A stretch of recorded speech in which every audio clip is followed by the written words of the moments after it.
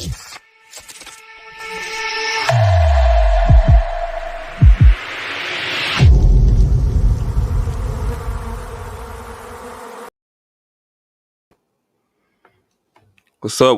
up, everyone? Let me know if y'all can hear me. If y'all can hear me clearly, let me know.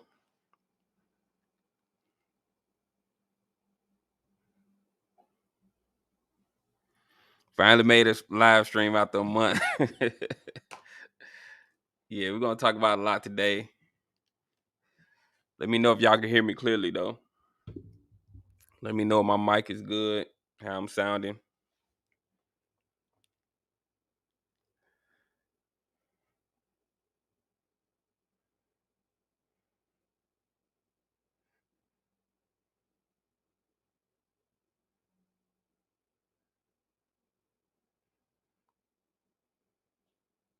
Thought you retired. What's going on, man? I try to at least get do a live show every week until the season start. When the season start, I'll be going live multiple times a week. So it's the off season right now, so I'm not going live as much as I will when the season start or right before the season start. You know, the summer right before the season start, I'll be going live a lot more.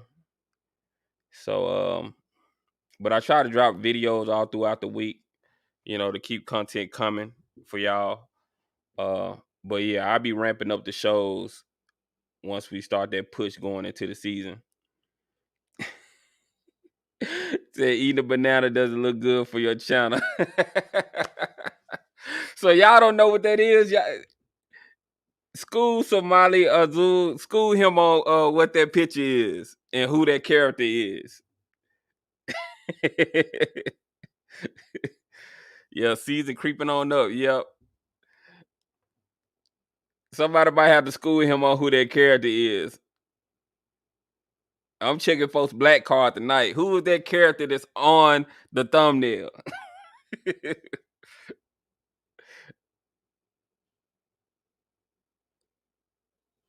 Somebody said that's paid in full. That's wrong. Justin, you wrong. That's not paid in full. Nope.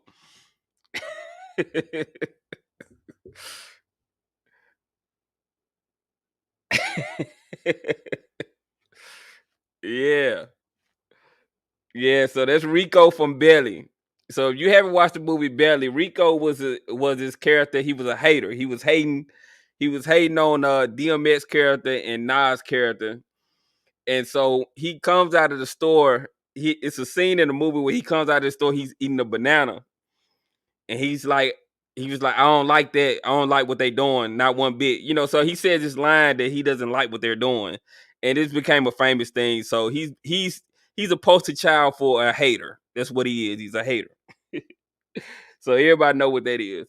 And I say that to say what's going on in the SWAC when I'm seeing these media companies are taking little shots at HBCUs. I feel like so one instance I would say is like early in the week, I tweeted about this.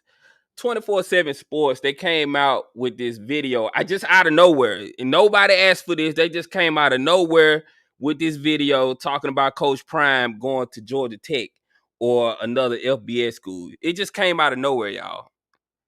Like I don't know where they got this from. I don't know what made them think, okay, yeah, today we're gonna talk about Coach Prime and we're gonna try to put him off on another FBS school. And what I want to say is that when they do things like that, it's disrespectful to HBCUs. It's disrespectful to the SWAC because you're making our schools look like they're just a stepping stone. You know, making our schools look like we're just a stepping stone and we don't really matter. You know, it's a slap in the face when these media companies do that because you don't do that for any other school. You don't do that for, these other FCS schools or these other PWIs. Now, if they want a coach to go somewhere, they'll make videos every now and then, but they don't do it to the point that they're doing it with Jackson State. They're just doing it so much with Jackson State that it's starting to get on my nerves. Like, Coach Prime hasn't been at Jackson State but one season, and y'all already trying to put him on to another school, to a LBS school, and all this. But I want to say in the SWAC, there has been no other black head coaches in the SWAC that's have gotten a FBS opportunity as a head coach. There's been one head coach in the SWAC that's had gotten an FBS opportunity, and it's Alcorn's former coach. And I should have brought up a picture of him, but there's something about that Alcorn coach that he doesn't have in common with all the rest of the SWAC coaches. He's a white man, and there's nothing wrong with that. But it's funny to me that the only SWAC coach to be offered an FBS head coaching job is a white man. And so that just goes to show you the bias in college football.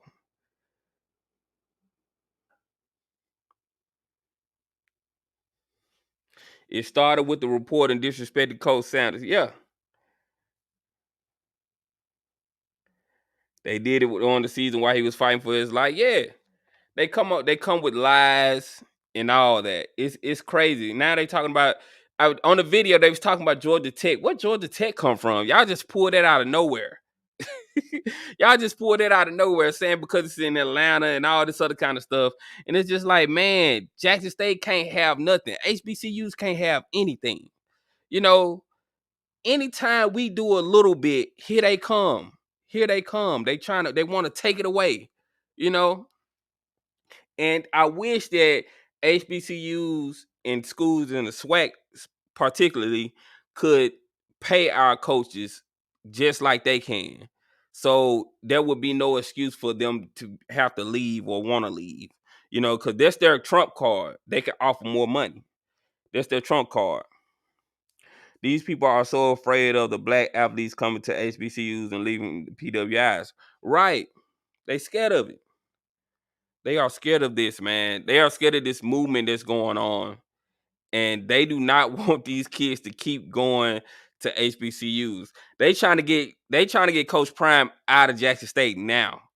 They want him gone. Buddy Pugh has been at South Carolina State for 20 years. He's sent all kind of players to the NFL, and he's never got a FBS coaching opportunity. Coach McNair from Alcorn, he's never gotten an opportunity. So it would be a slap in the face. Well, it's a slap in the face to have a coach like Coach Prime. You know, he's a new coach. He's only coached one season. To keep constantly bring him up for FBS coaching jobs, and you've looked over these other coaches in the SWAC on in their other HBCUs. You looked over them for years, and you have a coach that came in for 1 year, and you're giving him all this opportunity. You know, like I said, I love what Coach Prime is doing, and I know that he's going to get a lot of opportunity. But I think it's just a slap in the face to coaches like Buddy Pugh and all these other good coaches like that. Coach Prime has more money, so it's going to take something different to him. Yeah, you know, but you know they're gonna come with it. They're gonna come with the bag. They're gonna come with it now. They're gonna come with it. You know they're gonna come with the money. So yeah, man, it's like this stuff is just getting on my nerves. And I'm hoping that Coach Prime can stay at Jackson State for at least 3 years, 3 seasons, you know, until Shadur or Travis Hunter leave. Then, you know, I'll be okay with him leaving then. I do want him to stay until Travis Hunter matriculates into the NFL. We definitely need him to stay for that. When are we going to create our own opportunities? Coach Prime has money. But yeah, Mr. Ford is going to call in a little later. He says he has some information that he wants to share with you all about the SWAC. You know, he's always coming with the knowledge. He's like our SWAC historian. So he's going to come on a little later in the show, and he's going to give us some good information. The real question is should be, why would he leave? I think what Coach Prime can do at Jackson State, it would be worth way more than what he could do at any Power 5 or FBS school. I think as far as a legacy goes, if he can elevate Jackson State's program to another level and dominate, and possibly well, I don't want to say leave the conference or anything like that, but if he can elevate that program to a national brand to where it's known worldwide, I think that would do way more for his legacy than what he could do at a Power Five program. Because what you're gonna do at a Power Five program, you're gonna play for a college football playoff and win a championship. That's been done before. Nobody's taken a HBCU school and elevated it that far. I agree, his legacy will be huge. His daughter just arrived at JSU. He's there at least 4 more years. I hope so. I hope so. People can always transfer though, so don't bank on his daughter being there and thinking, that's the end all be all, because people can always transfer.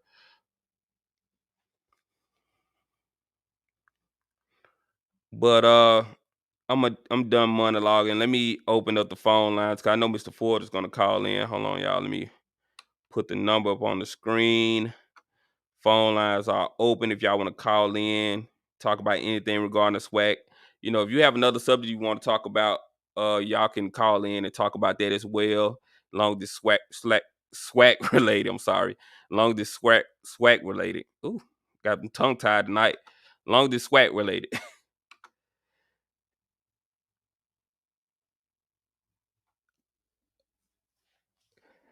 He said he wants to be remembered as one of the greatest college football coaches and doing it at a HBCU with full control over the LB football program. Speaks volume.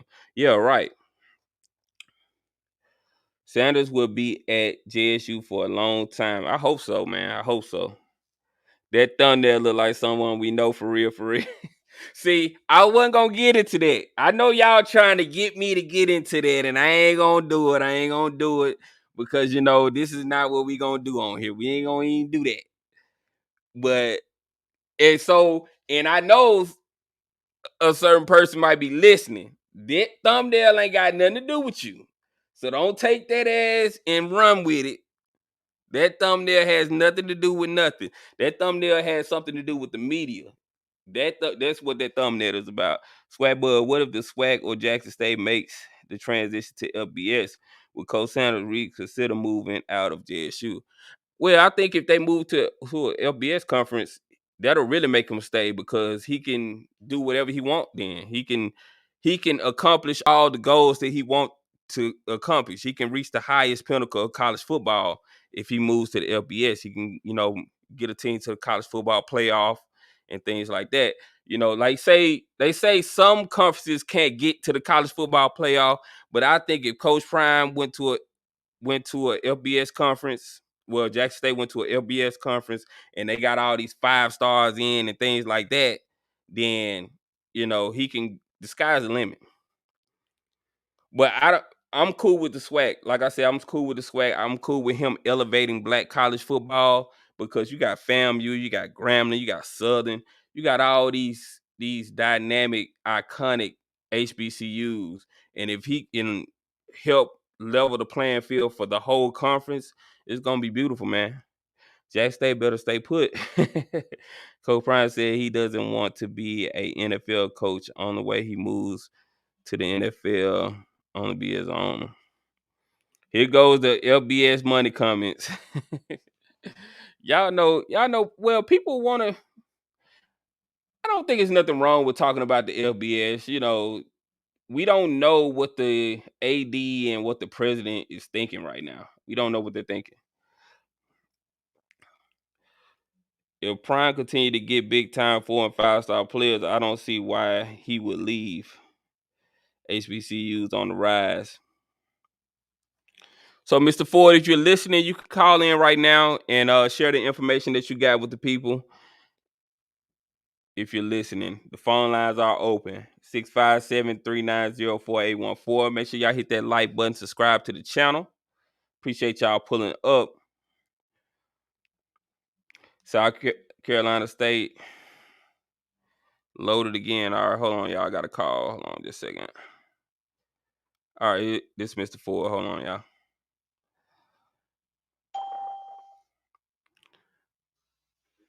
Hey, Mr. Ford, how you doing? Hey, yeah, this is Mr. Ford. Can everybody hear me? Let me make sure they can hear you. Everybody can hear me. I want to say congratulations to North Carolina A&T's track program and what they did at the NCAA finals. Also to Howard University's women's track program. They did very well. Yeah, I do have some information here. Let me pull it up. Okay, they can hear you. If it's somebody that you want to, let me pull it up. If there's some, I'm going to do Jackson State first. Okay, tell her what you're doing. Okay, this is basically a profile of the school. This tells you how much money they spend. Hold on one second. Let me pull that profile. Okay, so this information is taken from Knight's Newhouse College Athletic Database. And let me, okay. It said in 2016, Jackson State total athletic revenue was $7.6 million. In 2021, it was $7.2 million. The total athletic expenses in 2016 was $7.6 million, and in 2021, it was $9.7 million. So you can see that they increased the amount of money they were spending on athletics. Let me go here. And you saying that you said that revenue was how much? Let me go back. Hold on one second. Okay, it says total athletic revenue for 2021 was $7.2 million. Now the average revenue, total athletic revenue in FCS was $16 million. And then it says that Jackson State total athletic expenses was $9.7 million, and the FCS medium was $16.4 million. I want to go over. Okay. As far as coaching salaries, this year, Jackson State spent $2.9 million on coaching salaries. Now, I've already stated the total expenses was $9.7. On athletic scholarships, Jackson State spent $2.9 million. Okay. Let's see. Someone said that was 2016, Mr. Ford. Are you reading 2016 or are you reading last year? No, this is 2021 I'm reading from now. Support and administration compensation with severance was $1.6 million. This is 2021. Now, did they want me to read 2016? No, you can just read the most recent numbers. Okay. All right, yeah. So what they have is a pie right here, and it says that the total expenses was $9.7 million. Then it breaks it down in coaches' compensation, support and administration compensation with severance, athletic scholarship aid, other expenses, medical, recruiting, game expenses, and travel. That took up 9% of the budget. Facilities and equipment took up 3% of the budget. Okay. So kind of tell the people why you telling them these numbers. Like, what's the significance of these numbers? Because a lot of people are guessing and speculating on how much money is being spent by these SWAC schools, but this tells you not only how much money is being spent by the SWAC school, but it tells you the average amount spent in FCS. Okay, like I said, Jackson State's total expense was $9.7 million, but the average FCS school spends $16.4 million. So you can see that Jackson State is not, as far as the expenses, is not close to the average. They're spending $9.7 million, and the median income in the FCS is $16.4.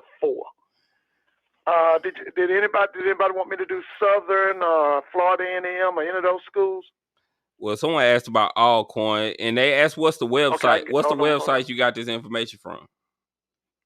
Okay, this comes from Knight's. Wait a minute, hold up.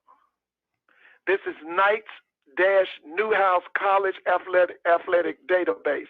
This is from the Knight Commission on Intercollegiate Athletics and explore D1 sports and academic finances. Okay, hold on. I'm gonna see if I can do. Let me go back. Let's try it. Now somebody's talking about the LBS fee and everything like that. Now that fee can be waived to go to an LBS conference. That fee could be waived, but who knows? Like we're putting the cart before the horse right now. Like yeah, I don't think we need to be worried about that. Yeah, this week it was University of Houston. Wait a minute, University of Houston, Cincinnati, University of Cincinnati, UCF, Central Florida. Mm-hmm. They all paid the AAC $18 million to get out of the conference so that they can join the Big 12. Now let me do Alcorn. Okay, Alcorn spends this year on total athletic revenue. It was $3.8 million. The average total athletic revenue in FCS is $16 million. Okay, for Alcorn's total athletic expenses, it's $6 million. The average in the FCS is $16.4 million. All right, hold on right now. They got, I'm trying to see. All right. Yeah, I think UH and Cincy, I think they're going to be real good in the Big 12. But Mr. Ford, right now, to be honest with you, Cincinnati is probably the best team in the Big 12, and they haven't even joined yet. That guy's Luke Fickle. That guy's doing it, man, up there. Okay, Alcorn's total budget was $6 million. Okay, on coaches' compensation, they spent $2 million. On support and administration compensation with severance, they spent $0.4 million. That was 7% of the budget. On athletic scholarships, they spent $2.2 million. That was 38% of the budget. Medical, they spent, it says on the medical they spent 0.2, and then it says it was 0% of the budget. Oh, wow. Well, you know what happened with that, though. Yeah, that's bad. Okay, facilities and equipment was 0.83. That was 14% of the budget. Game expenses and travel was 0.39. That was 7% of the budget. Yeah. All right, but let's get to the topic of the show today, Mr. Ford. So I don't know if you've seen the video going around that 24/7 Sports. They just came out of nowhere with this video talking about Coach Prime leaving Jackson State and going to Georgia Tech. Did you see that video? Well, I didn't see the video, but I did hear what Nick Saban said about Jackson State, and what I understood from that is he was basically saying that Jackson State has become a problem for them, okay? And what he's basically trying to do, he wants to sick the NCAA or those other governing structures on Jackson State. And anything they can do to them on or off the field, they're going to do it. Okay, I know you heard about this guy who supposedly was indicted for $2 million of misappropriation of PPP funds, and some people are trying to link that to Jackson State and to Travis Hunter. Now, you can get used to that kind of innuendo and hearsay because they're going to do anything they can. Now, I'm going to just say this to all of y'all. Those of you who love Jackson State, you got to pray for Jackson State now, because basically what Nick Saban was saying, they are a problem that we need to deal with. We need to do something about them. Okay? So you need to pray for your school because they coming after you. Yeah, I'm afraid they coming. I'm afraid they're gonna try to catch Jackson State up in some legal stuff. Yeah, no doubt about it. No doubt about it. When he said that was code for Jackson is a problem and we need to deal with them. That was a lie. He knew that was a lie. Talking about they had given. He knew that was a lie, but that was code for they are a problem that we need to get rid of. We need to do something about them. Yeah. That's Yeah, crazy. that's what that was about. That's crazy to me. So what do you think SWAC schools can do to combat that?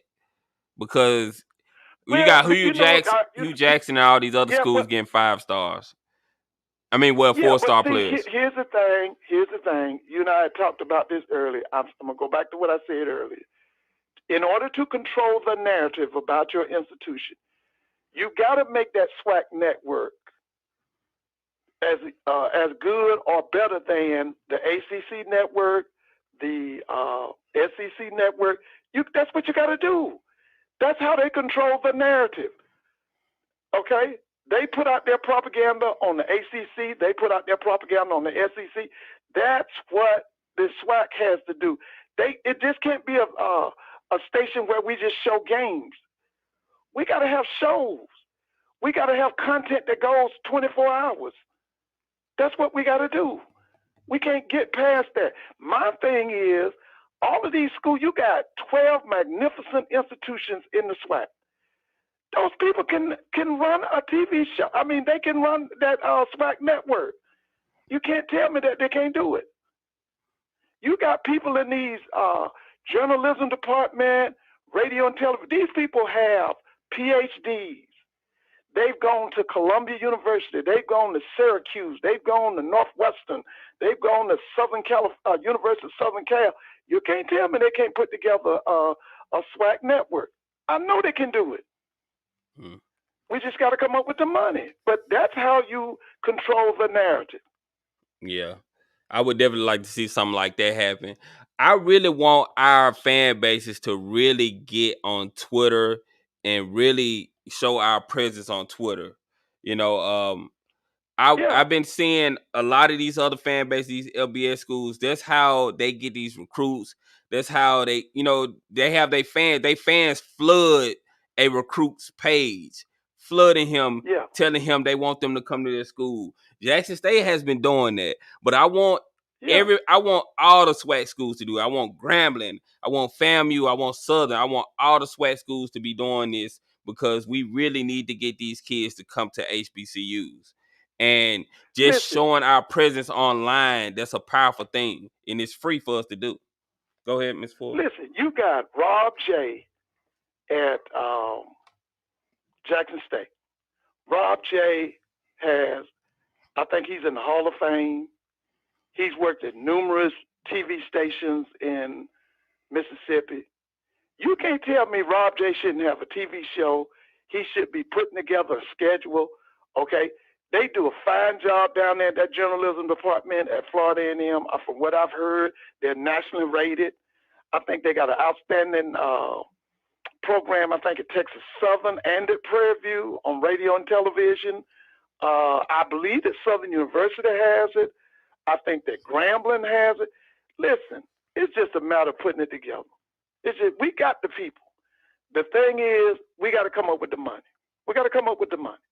But we can have a SWAC network that, like I said, that can be as good or better than the SEC network or the ACC network.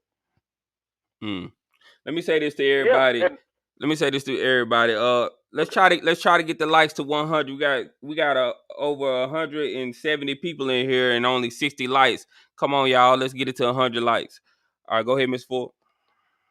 Yeah, so that's what we need to do. Like I said, you got Rob J. Jackson, who's done this. Jackson State has his own TV show, right? TV network. Don't they have their own TV? Isn't it JSU TV? Yeah, JSU Network. Yeah. Like I said, I know FAMU.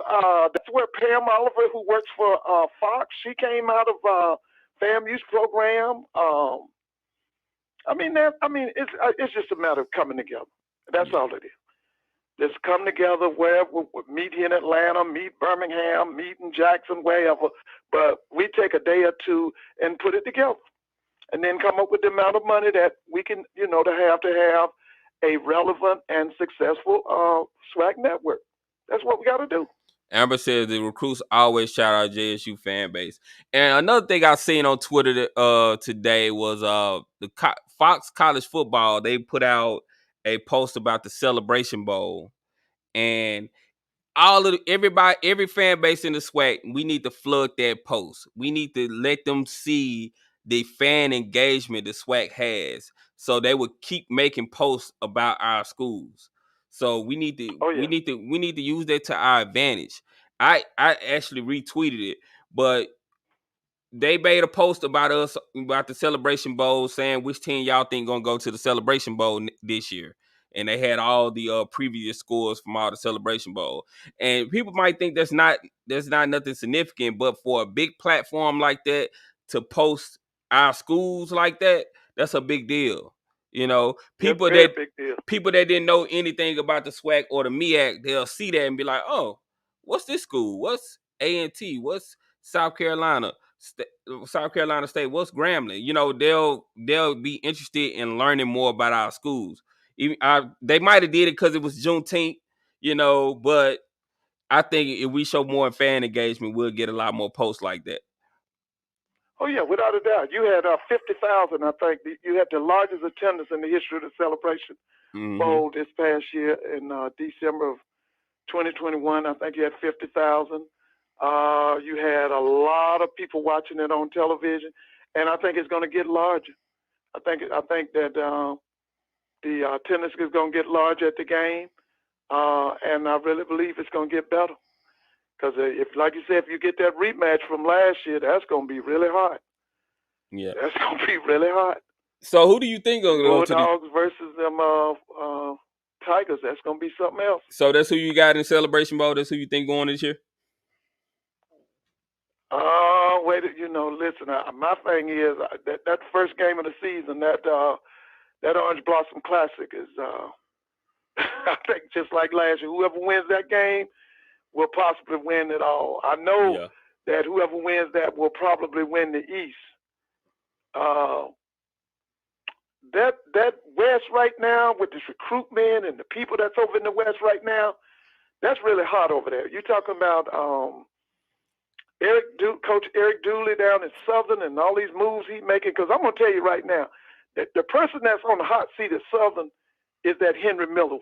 Can he produce a championship defense? Okay.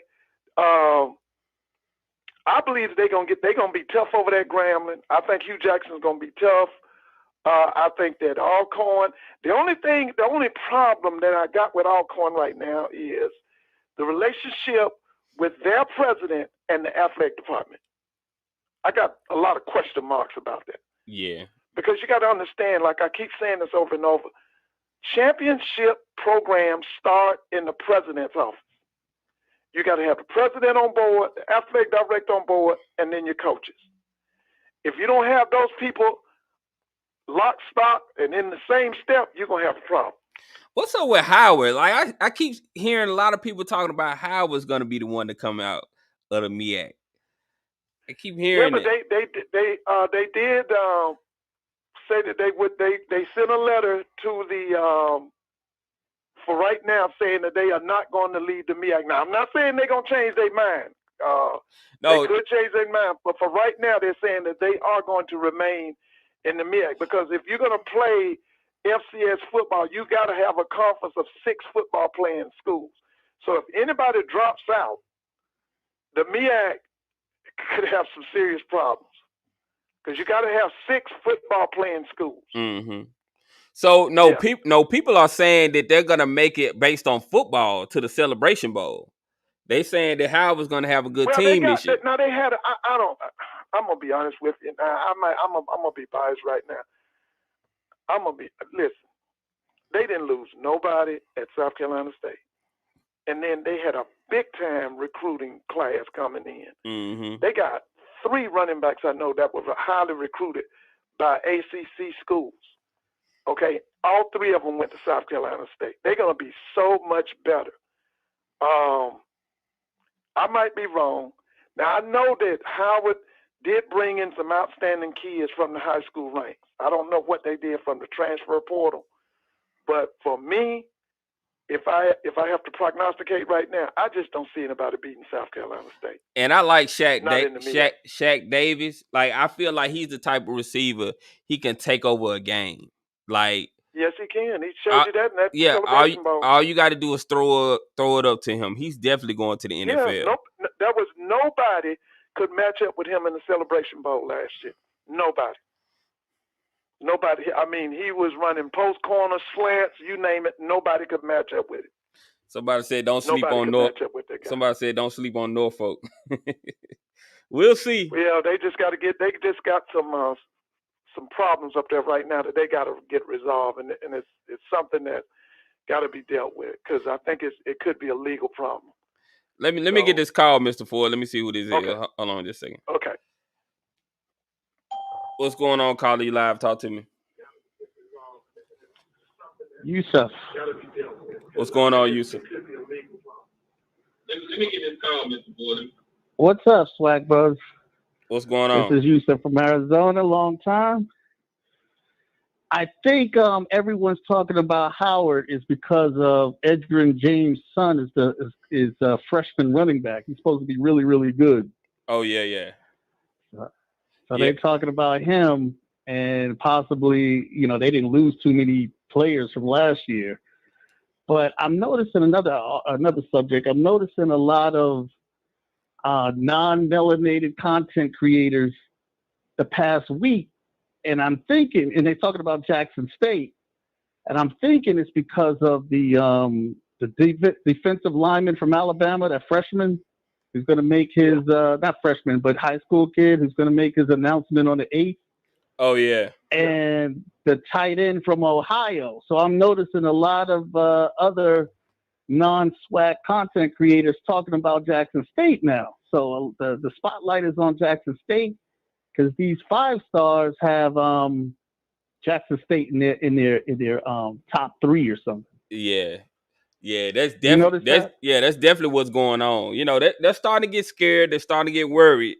Like, hold up now. Right. If they get both of these guys, like, that's gonna signal to all the other players that, hey, we might need to look into going to Jackson State too, or going to a SWAC school too. Alabama's gonna lose their mind if this kid leaves Alabama and go to Jackson State.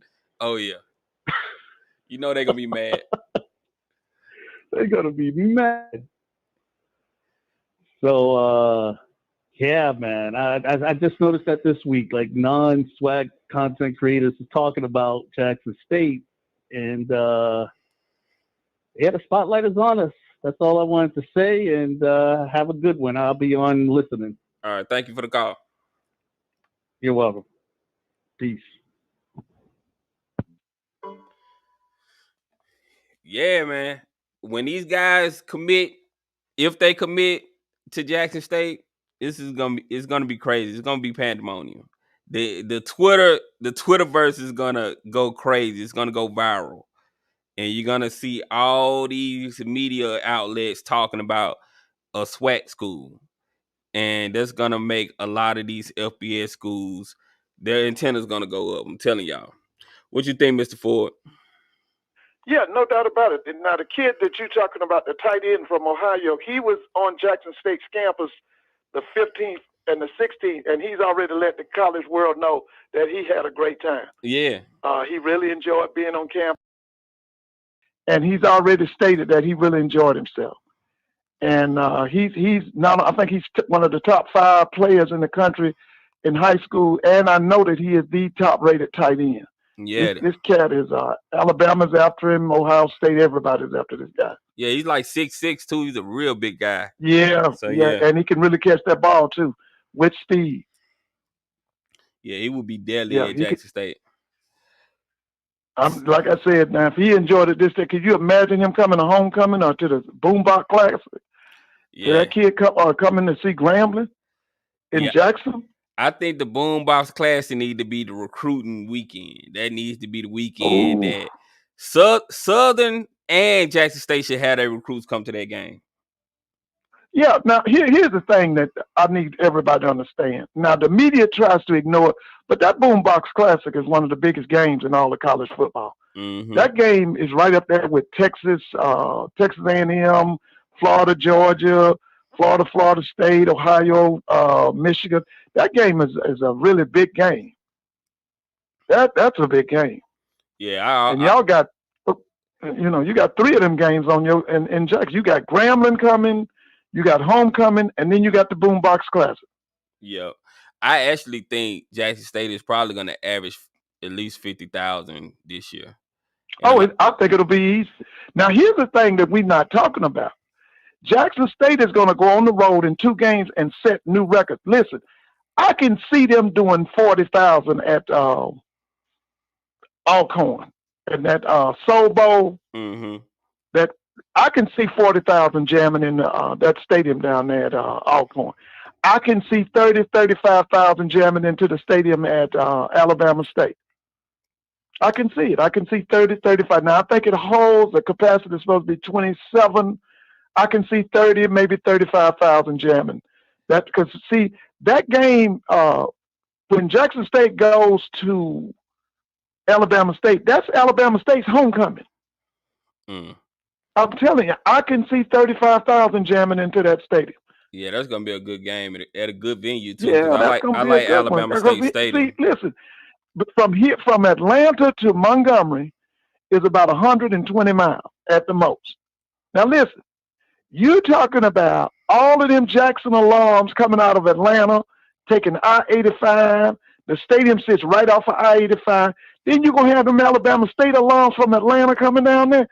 I'm telling you, they're going to set a new record.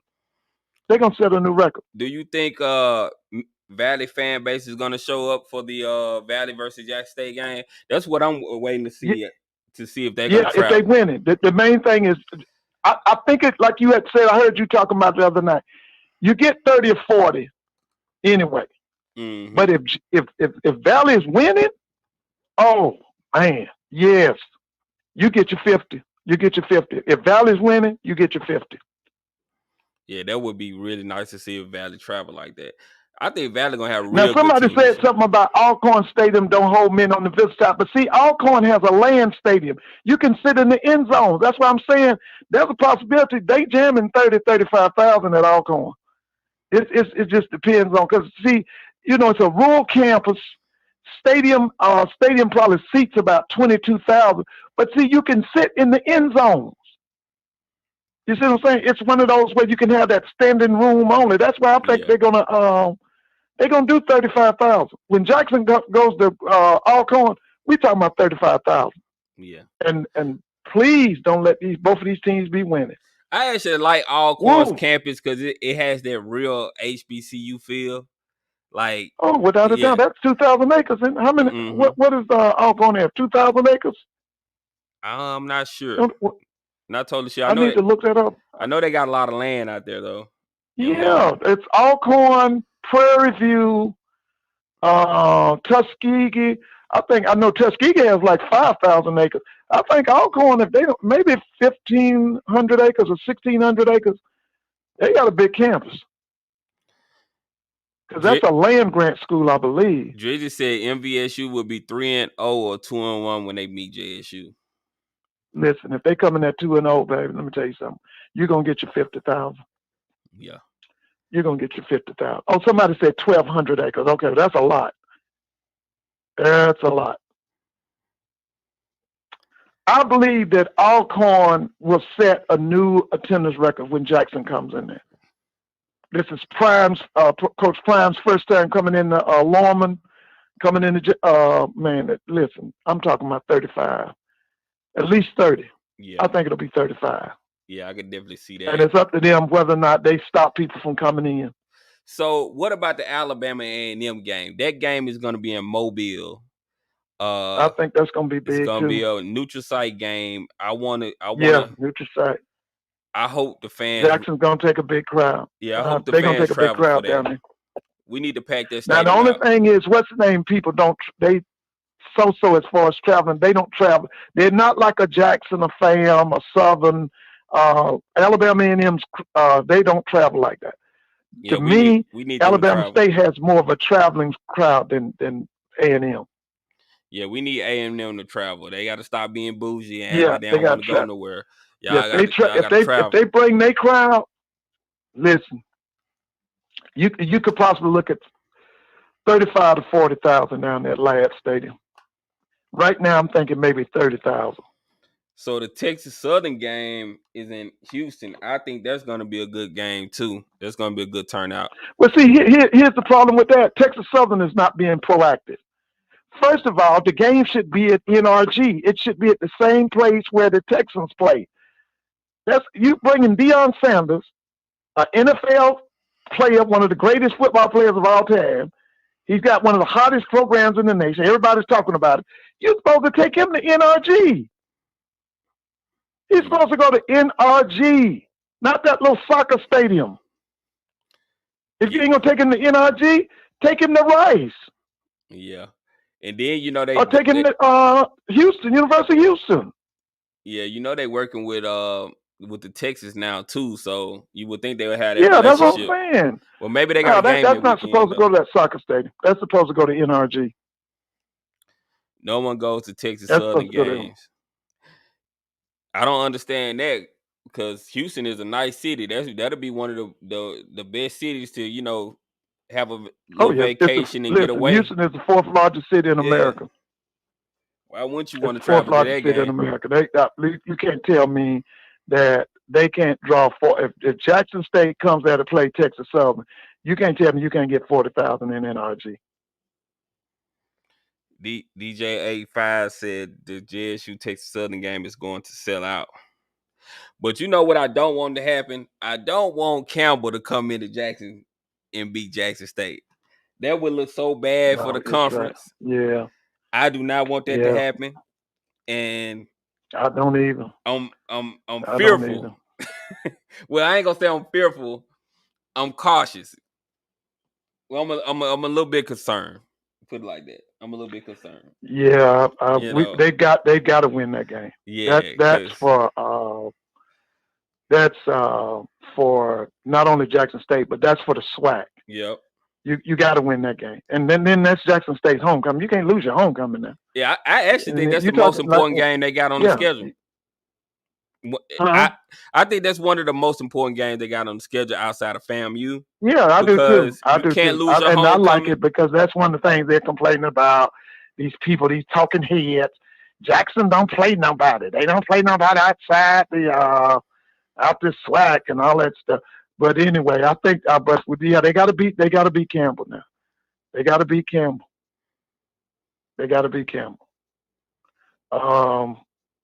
That's going to be 60,000. That game there's a possibility. It could be a sellout. That homecoming, that could be a possibility of a sellout. Yeah, we got 212 people in here. Let's see if we can get it to 200 likes. Let's see if we can get 200 likes.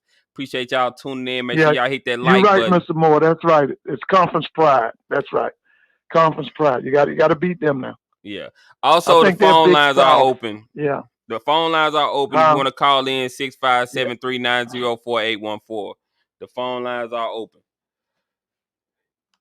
Yeah, that NRG stadium, that would have been dope if they would have had the game there. Oh, yeah. That's where you're supposed to take that. Yeah. See, when I was in school, when Tennessee State would come to Houston, Texas Southern would take them to the Astrodome. For many years, when Grambling would come to Houston, Texas Southern would take them to the Astrodome. Yeah. I don't understand. That's why I say they're not being proactive. And I mean, that's too big. You don't need to go to that soccer field. That should be an NRG on a Saturday night. All right, we got another call. Like you said, you got a relationship with them. All right, we got another call coming in. Let's see who this is. How long is for? Okay. What's going on, Carly Live? Talk to me. Hey, my name is Vernell. What's going on, Vernell? Sexton. Hey, man. I've been reunited with the SWAC. I live in Southern California, and I already got my tickets, my hotel for the Grambling. What's the name game? I got a 13-year-old son, and we're gonna fly down. I think we're gonna. What game y'all going to? Fly down to Grambling, Jackson State. We actually gonna fly down to New Orleans. I'm from Mobile. I'm gonna probably drive to Mobile. I'm flying that Thursday. Drive to Mobile. Spend 2 days with my family, and that morning get up and we driving to Jackson to the game. We'll probably stay in Jackson and then for another. So man, this thing is. Make sure you book that hotel. Make sure you book that hotel early. Early before the game. Oh, it's already taken care of. Yeah. Okay. No. the rental car, the hotel, the airline ticket, everything is already taken care of, paid for actually. Okay, that's gonna be a good little trip. You said y'all flying to New Orleans. Y'all gonna stay in New Orleans for a couple of days? No, we was planning on just driving on to Mobile, staying my family, let my son see his relatives, and then from there, probably early Saturday morning, we get up and we drive to Jackson for the game, and we're gonna stay there Saturday and Sunday, and we're flying back out that Monday morning. Okay, so you saying y'all flying to New Orleans, y'all driving to Mobile? Yeah, from New Orleans. Oh, okay. But yeah, man. So trust me, and even I hear everybody is excited about the SWAC, what they doing, what Dion is doing, and what Grambling with Southern. Man, this is. I say I'm old enough to remember when I'm in my 60s, man, and I'm old enough to remember when if you wanted to get a real football player, you had to go to the SWAC. Mm-hmm. To where everything, trust me, everybody had a bad team. I'm talking about everybody was good. I still remember Alabama State, A&M, even everybody. I'm talking about Tennessee State. Everybody. Yeah, it Florida wasn't. A&M. You couldn't just say one team. Everybody had somebody on their team that would just show up and show out. There wasn't no Alabama. Matter of fact, I remember when Nebraska beat the brakes off of Alabama, and that's when the next year they went and got black players because Nebraska team was full of black players, Johnny Rogers and all them. I think he damn near ran until he had to have oxygen in the first quarter because he ran all over them. But like I said, I remember Robert Brazil was playing for Jackson State. I remember, trust me, I remember. I even remember when Alcorn had, Grambling had I was very young, but I remember he was playing with Grambling, Doug Williams. Oh yeah, Doug Williams. Man, trust me, the tradition is there. I am so glad, and the thing about it is, I'm getting him involved earlier, even though my son ain't but 13, but I'm 6'4". And that boy's big as me now. Okay. Yeah. Okay. You gonna get him to go to a HBCU? We need him to go to a HBCU as well. Exactly. When he get of age. So yeah, and it's time. It's a way to build up the schools. If the government won't support it, this way they can transform the universities through athletics. They can transform and this is, to me, this is God sent. And by the way, I like your picture with the with the perm. I don't know what movie that's from, but I remember the guy was always sucking on something. I don't know. Yeah, so I remember that movie. Yeah, it's from Belly, the movie Belly. So if y'all haven't watched Belly, y'all need to watch Belly. It's an old, an old classic. Yeah. Old African American classic. So there's just one of those movies, and most people know who that character is. He's kind of like a cartoon character in the movie. Like he has his perm. He's kind of like want to be a pimp, he was like, and he's hating on them and stuff like that. Yeah, he was different. But yeah, man, if this thing keep popping, because I don't know, because I often wonder, how has this affected the city of Jackson? Well, they've been bringing in some money. I mean, last year I think they say they raised $30 million for the city. Right. Yeah, so they've been bringing in some money. They need to put that back into the program. Well, they need to put some of that money back into the program. At least, the Jackson State shouldn't be arguing with the city over a stadium. Like, this is crazy. Well, not the city, but the state.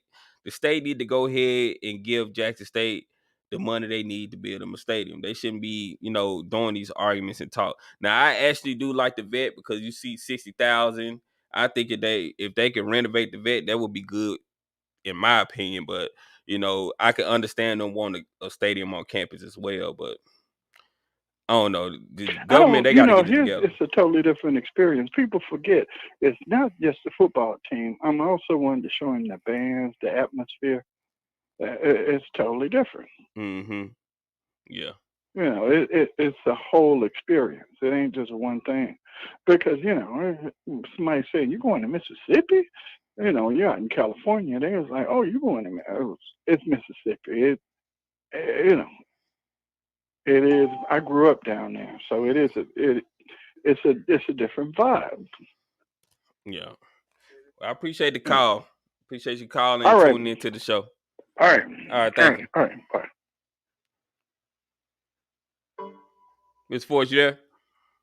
Yeah. Yeah. Oh, Yeah. okay. Okay. Yeah. I was just listening. Yeah.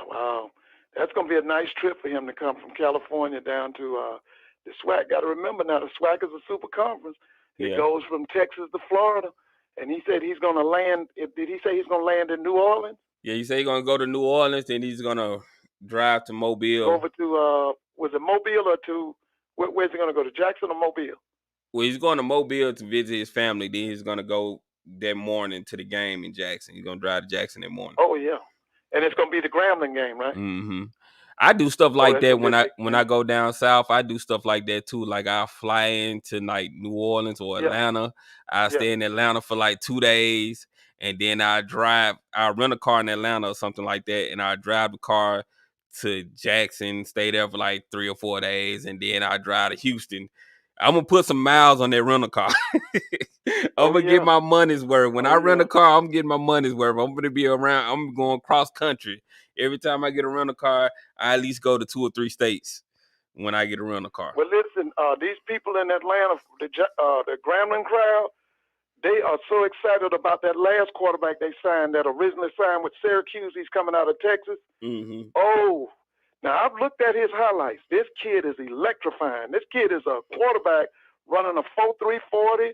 He can throw it and he can run it. Army or Amy or something. But I had looked at him. I had thought Halloween, the kid from the transfer from UCLA. I don't know right now. This kid here might be better. Yeah. Grambling's got some people down there in that quarterback room. Yeah, Hugh Jackson gonna make sure he got a quarterback now. Yeah.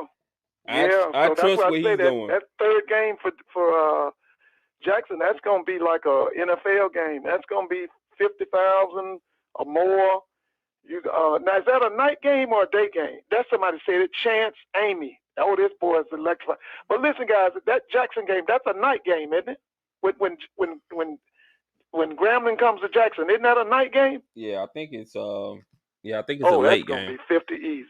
Y'all, let's get the likes up to 200. We at 150 right now. Let's get the likes up to 200. We got over 230 people in here, so let's get the likes up to 200. Appreciate y'all tuning in. Go ahead, Ms. Ford. Yeah, somebody said, Mr. Ford, you coming? I sure hope I can. Boy, that's going to be, woof. Like I said, that's going to have an NFL flavor, and it's going to be black. Mm-hmm. Boy, that's going to mean Hugh Jackson versus Deion Sanders. Them quarterbacks are going at each other. You know, the guy who's the defense coordinator at Grambling, he comes from Alcorn. Okay, what is that guy's name? But he's been with Fred for a number of years. He left Fred, and now he's at Grambling. And that's gonna be a big game. I hope that ESPN makes it college game day. I think they should make that Grambling versus Jackson State game college game day. Yeah, you're right. That would be great. Either that one or the Southern game. Here it is, Cedric Thornton. That's right. I think Cedric is Alabama State grad. Yeah. Oh, that's gonna be something else right there now. Either that or it's gonna be on the NFL Network. It's gonna be on something. Like I said, that game is gonna be on something. It's either gonna be on the NFL Network or something. Yeah. And I know that. Now, didn't I'm just trying. I thought Jackson State had 8 televised games last year. Is that right? Yeah, they did. You probably get more this year. Mm-hmm. Now, I know that Tennessee State versus Jackson State game, I think it was on the NFL Network last year, if I'm not mistaken. Because, you know, Eddie George going against Deion. I thought it was Tiffany and Jay Walker did that game. Are you sure? Oh, yeah. You know what they did? They did. Yeah, they did so it was ESPN. Mm-hmm. Yeah. Now, what do you think about Tiffany and Jay Walker? You like them? Oh, I love Tiffany. I love Tiffany. I love her too. Jay does a good job with his X's and his O's, but he's a homer when it comes to the MEAC now. Yeah. He gonna talk his trash. I saw him play at Howard. They were 7-4 his first year. The next year they went undefeated, I think. They did really well. He actually now he can brag. His team beat Steve McNair's team in St. Louis. They met him out in St. Louis. That's why nobody can tell me that Howard can't be a super winning football program. Go back and look at the Steve Wilson years. Steve brought all them coaches from the NFL. He did the same thing that Coach Primus did. He brought Charlie West, Ron Bolton that played for the New England Patriots. Charlie West played for the Minnesota Vikings. He brought a guy named Fred Dean. I think Fred that played for the Washington Redskins. He had nothing but almost his whole staff was NFL, and they did really well for a number of years before he was let go. He did really well. That's why nobody can tell me Howard can't be competitive. Steve did it.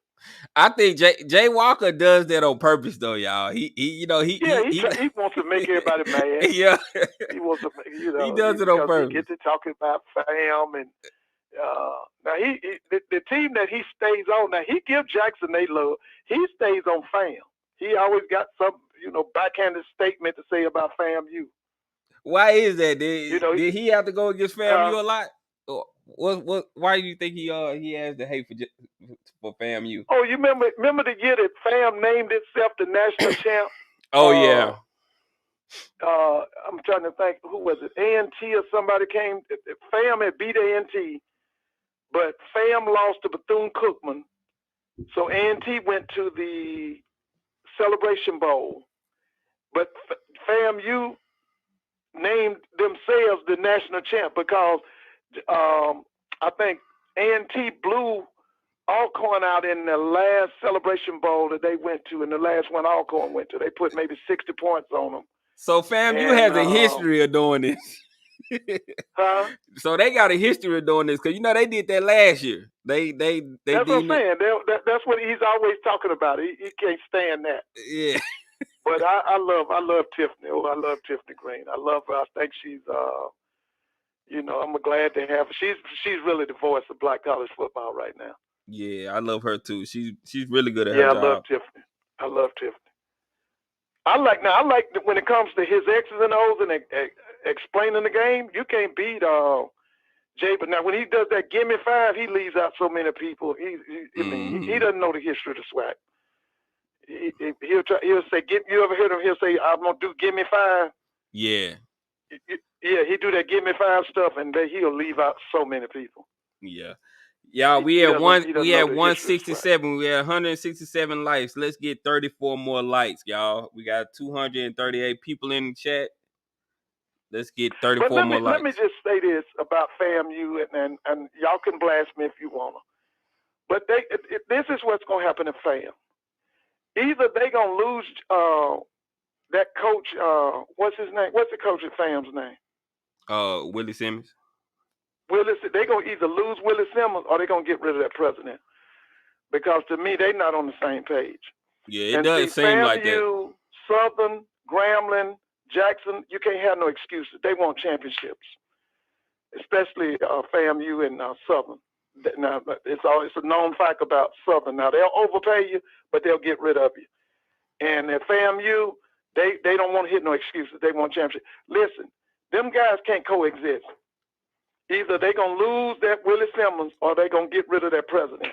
Yeah, you can tell it. You can tell, and you can tell because it kind of spills over to like social media. You can kind of tell that it's some friction there. Listen, something going on there. Be, trying to find an AD, and he's not even consulting Willie. Oh, listen, the word, somebody said, how's Alabama A&M?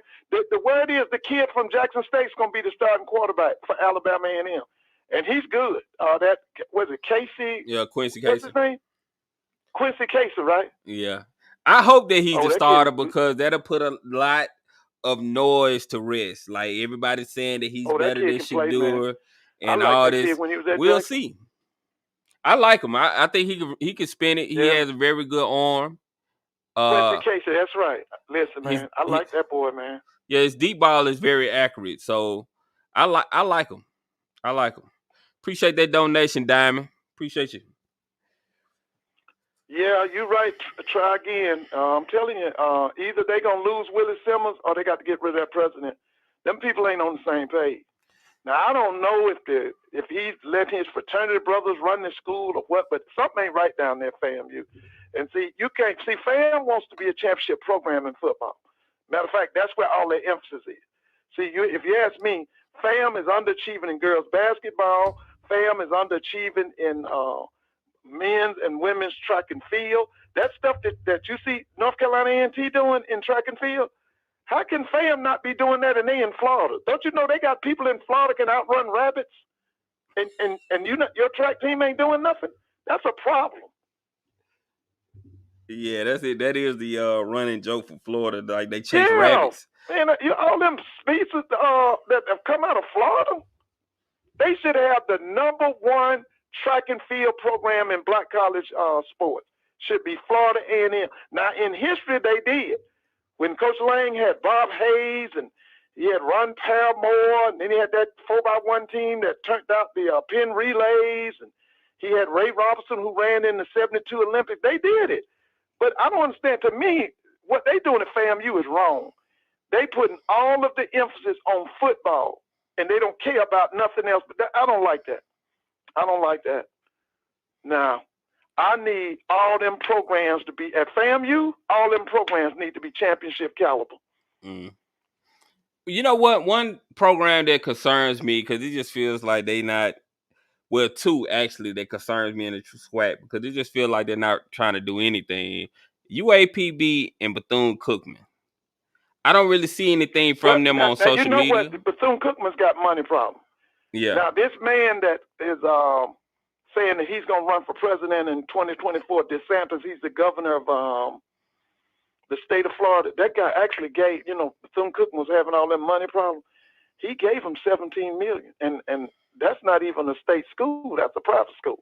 Now, let me just say this about Pine Bluff. I want them to stop complaining and hire the right folks, because let me tell you something.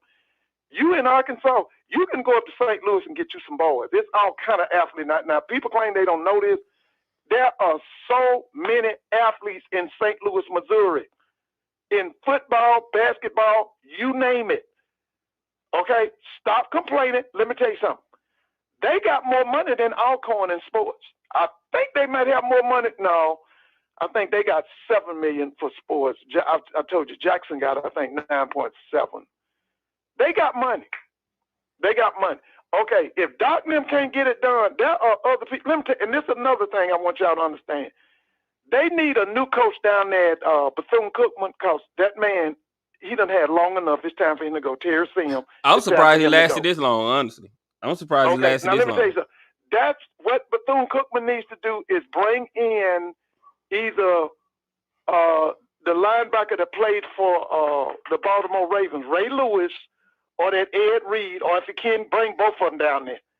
That's the school for both of them.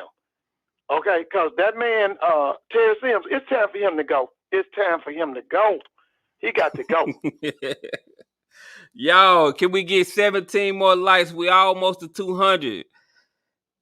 We got 223 people in the chat. Let's try to get 17 more likes. I appreciate y'all tuning in, man. Make sure y'all hit that like button. Subscribe to the channel if you're not subscribed. Phone lines are open if y'all want to call in as well. Go ahead, Ms. Ford. Hey, how far is Pine Bluff from Dallas, Texas? Because there's so many athletes in Dallas, Texas. They should be getting them boys out of Dallas, Texas. How far is Pine Bluff from Dallas, Texas? Can anybody tell me? Put it in the chat if you know.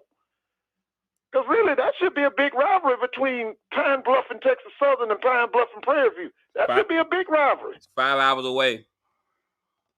Oh, it's 5 hours? Mm-hmm. Listen, let me say this, man. Listen. Pine Bluff can do better than what they're doing. Yeah. They can do better. Yeah, they can do better. I'm telling you now. Yeah, because Valley with their financial troubles, they trying. You can tell that they're trying. Yeah, I like everything Vincent Vance is doing. Mm-hmm. I still say now his program is about that offense coordinator. If that offensive coordinator comes up with the X's and O's and gets that quarterback situation straight at Valley, watch out for Valley. Because they're going to play defense. You ain't got to worry about that. They're going to play defense. The thing at Valley is who's going to be their quarterback and what kind of system are they going to run at Valley. Nicholas said Prairie View. We're familiar with the guy who was the offensive coordinator Ray at Lewis, Valley. He was actually here in Atlanta at a school called Lithonia High, and it was real good. I saw him play at Tennessee State. He played for Coach Davis. Coach Davis was the guy who had Shannon Sharp down at Savannah State. Like I say, you know, if they get that offensive situation right at Valley gonna be tough. I think Prairie View is set on their coach though. You know, they got he's a former McDowell. McDowell. He's a former Bubba, yeah. He's a former Bubba NFL McDowell, player as well too. So I think they're gonna be set at the coach. Because somebody was saying that Ray Lewis could probably get the Prairie View job. But no, I don't think they're gonna get rid of that coach. I want Ray Lewis to get that Bethune-Cookman job. They got to have a celebrity coach that can attract players. They're not hemorrhaging money. They got money. They need somebody that can just naturally draw people. Yeah. Ray Lewis would be the ideal situation. Ray Lewis is originally from Lakeland, Florida. I don't think Lakeland's that far from Daytona Beach. Somebody put it in the chat. Anybody know how far is Lakeland from Daytona Beach? Everybody in Florida knows Ray Lewis. Yeah. I definitely think that'll be a good fit for him I've too. been down there. Now you want to know what some super athletes at? That whole area down there that surrounds Orlando, that Sanford, Florida. It's another. It's nothing but athletes in there. That Central Florida area that surrounds Orlando, it's nothing but athletes down there. G-Dub says Ray Lewis interviewed for Morgan State. Yeah, he did. But listen, we need Ray Lewis we need Ray Lewis in the SWAC. We need Ray Lewis in the SWAC. Yeah, if that happened, that would be big. Yeah, that would be big if that happened. Yeah, that's where we need him. I don't think Ed Reed is gonna leave Miami unless no, he probably won't. Yeah, but I think Ray Lewis would definitely coach in the SWAC. Oh, listen, Ray Lewis would be great in the SWAC. And the school for him is Bethune-Cookman. That's the school for him. Why do you think they're holding on to that coach? Do you think that he just has so many ties with the administration, or what do you think? They got money problems, and it's just they got duped on a dorm that they were trying to build. They spent probably 5 or 6 times more than they should have spent on it, and they've had problems with their presidents. It's just been one thing after the other. Before Sims took that job, they had a guy named Brian Jenkins. Brian Jenkins came in and basically took over the MEAC. I don't know if they want to give him credit for it, but he did. He took over the MEAC. And he left. That man loaded. Now, the Sims' first year, he did win the MEAC, and ever since that year, they've been going down. It's time for him to go. Oh, by the way, the entire Alabama staff, athletic staff, had a program in Columbus, Georgia yesterday. All the coaches spoke. They're supposed to come to Atlanta on the 28th of June. The entire Alabama staff, from the AD, all the head coaches, they're coming to Atlanta on the 28th of June. They were in Columbus, Georgia yesterday. Yeah. I think the team that's going to shock a lot of people is probably going to be Alabama State, though. I think Alabama State is going to be good this year. Yeah. Now, like I tell everybody, if you look at the intangibles, Alabama State should be the best team between Alabama State and Alabama A&M. But the problem is that Cornell Maynard is the problem. See, that guy's something else, man. Yeah. I can't wait. Listen, he ain't open his mouth. He being quiet. Yeah, he's being quiet. He's dangerous. When he's like that, he's dangerous. That Jackson State game must have humbled him because he hadn't really talked. It humbled him. And listen, he had more transfers than any other program in the FCS. I think he had 57 or 56 transfers. Appreciate that donation, JJ. He redid his team. JJ said, imagine Dion versus Ray, especially after Ray comes That's and what I'm build a saying. program with the Listen, he needs to facilities. be at Bethune-Cookman. Yeah. He needs to be at Bethune-Cookman. That's the school. And listen, all them kids from that Orlando area, and his hometown, I think, is Lakeland, Florida. There's so many athletes in Lakeland. Oh, that would be the ideal place for him. Yeah. Hopefully y'all get this message out to Bethune-Cookman administration. If they make a coaching change, go out to Ray Lewis. That's what the fans in the SWAC want to see. Listen, that should be a no-brainer. Yeah, you right. Terry Harris, you right about UAB. I've been following. UAB has a coach named Bill Clark. Bill's an outstanding coach. Bill could be on the Power 5 level. I saw Bill when I got into him when he was at he was at Jacksonville State, and I saw him go against Reggie Barlow. He's really good. Let me read the super chat. I'm waiting to see that game. Let me read the super chat. And by the way, Alabama, one of the greatest coaches in the history of Alabama State. Alabama A&M died. So Underrated said, Swag Buzz, do you have an update on James Houston? He was drafted by the Detroit Lions. Yeah, he's at training camp. He's been at training camp. If you go on their website or you go on their IG or their Twitter, they have a lot of pictures of him at training camp working out and stuff like that. So yeah, he's still there. We just need him to make their 53-man roster. Go ahead, Mr. Ford. Yeah. I was just saying that guy, Bill Clark, he's at UAB. Mm-hmm. That guy could be at a Power 5 school. This guy's really good. I started watching him when he was at Jacksonville State, and I saw them play Alabama State on Alabama State's campus, and he's really good. He's really good. Yeah, that guy's name was Ray Green. He's one of the greatest coaches that Alabama A&M had. I don't know if he's the winningest coach in that. No, he's not the winning. I think it's Coach Cruz is the winningest coach. But this guy was coached when I was in college, and this guy was really good, man. His name was Ray Green. I think he was 83 years of age, but he died, I think, this weekend. Appreciate y'all getting the channel to 200 likes tonight. He was an assistant at Jackson. He was the head coach at North Carolina Central. Yeah, he was really good. At that time, Alabama A&M was in the SIAC, and I think he won the SIAC 4 times. He had a guy who really should be in the NFL Hall of Fame. His name was Howard Big House Ballard. He played for the Seattle Mariners? Somebody look that up. His name was Howard Ballard. He came from Alabama A&M. He played for Coach Ray Green. Try Again says, what happened to Marquise Bell? Was he let go from Dallas? No, Marquise Bell has been killing it at training camp. Yes, that's what I heard too. He's been killing it. So, yeah, he has a good chance of making a 53-man roster. So, y'all look forward to seeing Marquise Bell. I don't think he's going nowhere. He's going to be in Dallas for a while. So, yeah. That's the same thing I heard. My thing was they got a outstanding player for little or nothing because they got him as a free agent. Because you can't tell me that kid shouldn't have been drafted. Yeah, they should have drafted him. They got a player now. They got a player. Yeah, and that's one thing that we need to get on them about for next year. We need to make it a campaign of people on Twitter, like HBCU people on social media complaining to the NFL. Don't try to get our players for cheap. Do us the honor and draft our players.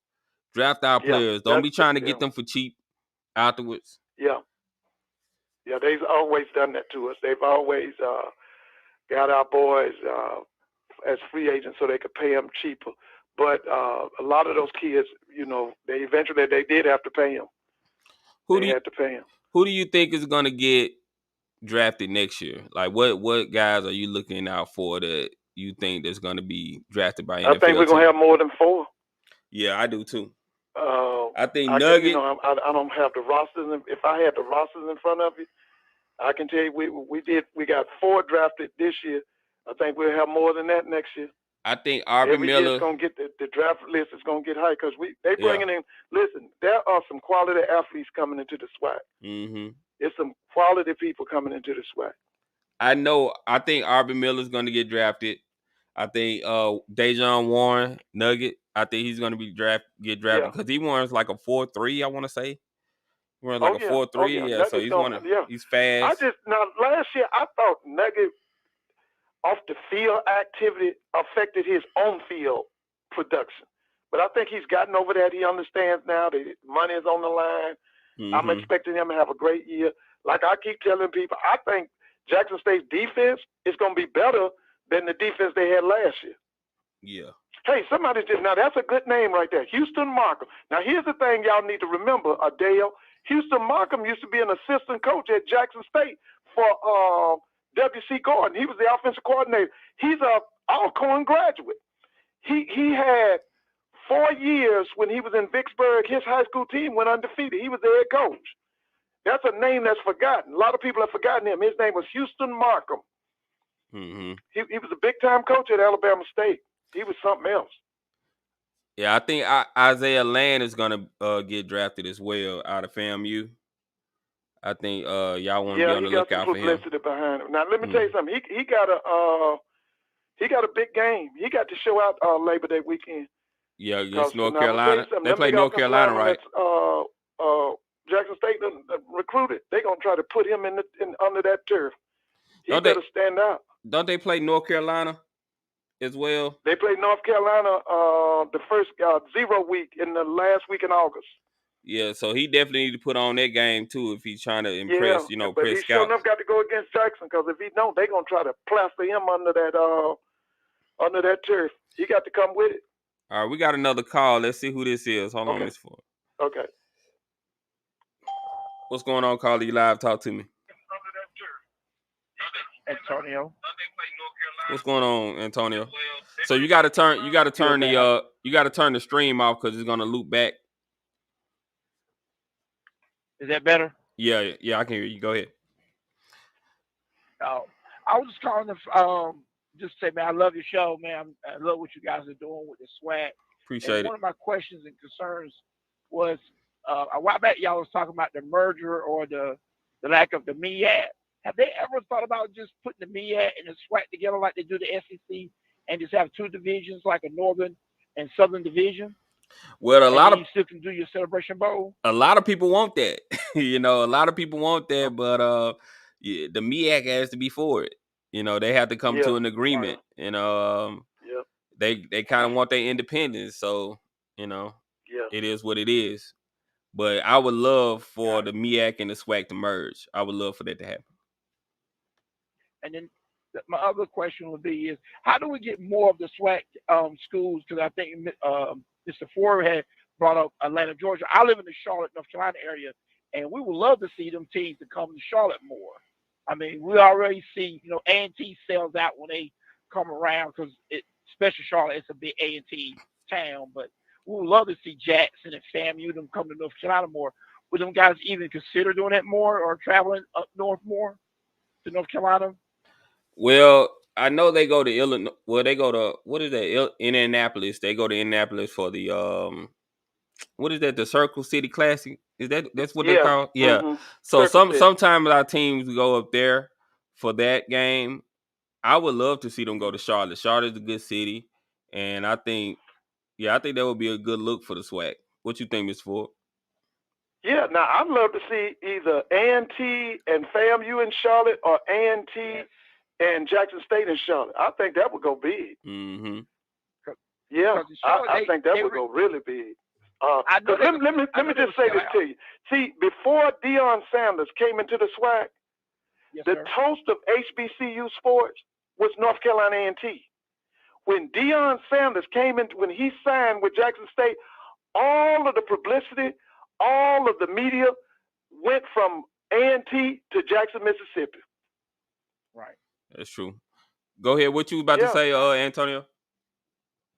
Well, no, and then my last question, I'm a high school coach, so I know this is maybe a little bit off topic, but do you ever see the SWAC and me at them adding other sports teams? Because I know, like, I'm a high school wrestling coach, and I know a lot of black kids are trying to go to ACC schools for wrestling, but no one has it other than, from my understanding, it's Morgan State and Allen University are the only two that have it. I think FAMU has a club team, but not a designated wrestling team. I mean, I would like them to do that, but they have to budget for it. They have to have a budget for it, and because I know it was one HBCU that just started a gymnastics team. I can't remember which one it was, but they like the first female gymnastics team.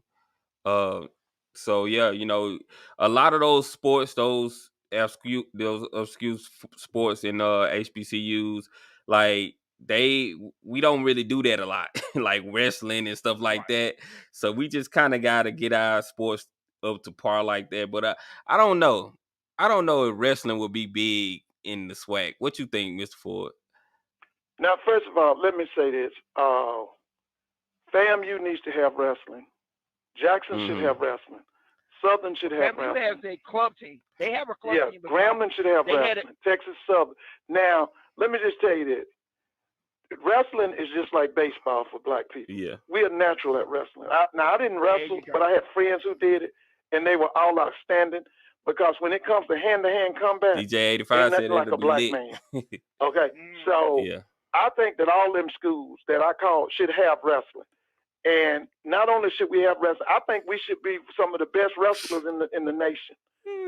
I came from South Georgia. What they did in my high school, they wanted the defensive and offensive linemen to wrestle. That was the way that they kept them, kind of sharp.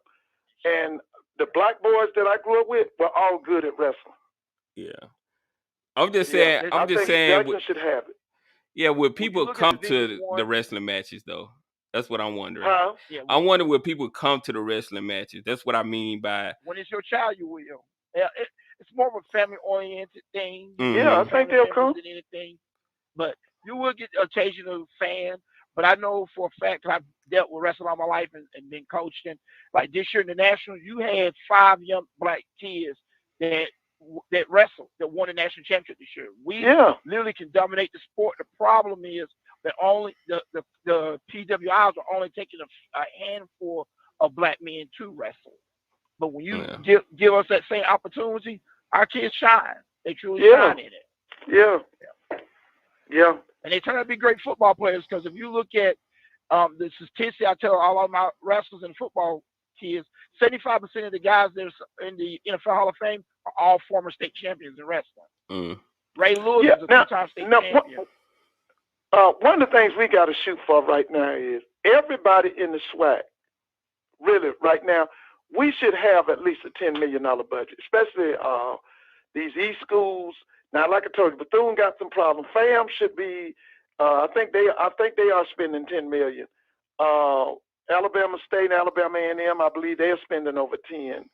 Jackson's got to come up to 10. Jackson, to me, should have $12 million. They should spend $12 million. Grambling's got to come up.